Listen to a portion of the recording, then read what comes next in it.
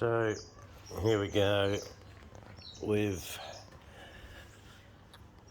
slung everything that's hanging down all up on the frame. I've undone these two bolts here.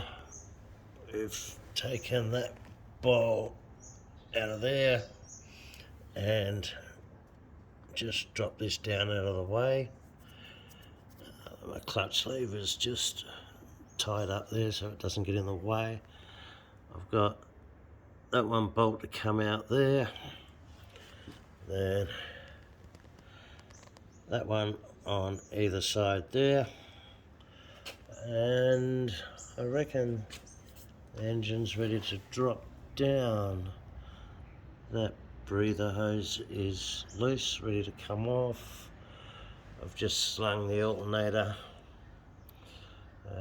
up there out of the way. That should be okay. And what else can I say?